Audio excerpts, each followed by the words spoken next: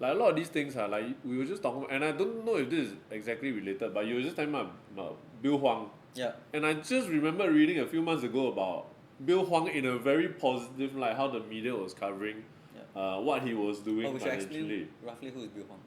Who is Bill Huang?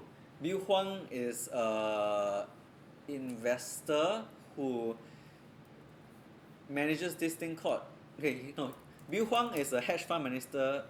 Did I say minister?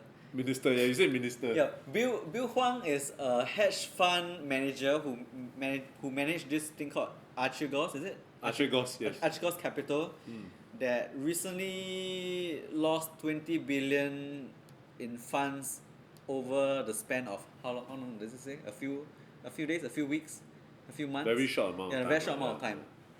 Yeah, and I was just a few months ago reading about how amazing this guy was. Yep. So like it flipped so quickly. So actually if you pay attention to the news, right, like Bill Huang, I mean, I think he was covered, his fall was covered because it was so fast. Yeah. But I also wonder how many of these things that were reported in the media as this like bright new young blah blah blah blah blah. Yeah. And then later just slowly fades into oblivion and we don't hear about it. Exactly. It's like almost like a survivorship bias kind of thing. We only hear about the wins because the wins are worth mentioning. Or the very, very bad losses. The wins or the extreme bad losses, yeah. Yeah. And then I just don't know, I just wonder statistically how many. Yeah. I'm suspecting a lot actually. It's just, it mentions, you read it, it makes you feel bad. Then it just go and thank, Yeah. and then you don't know that it thanks, so you felt bad for nothing. Yeah. So I would not let the media, even though we are part of the media, dictate your feelings. I mean, about. we used to write stuff for get pure clicks, right? Yes, pure yes, yes. We understand that play. So we also also know what is a good story, Yes. what gets the most attention, and usually it's like super soft story or super inspiring story. And typically in the model of nowadays, the news media kind of way of operating, right, where it's clicks first and foremost, right,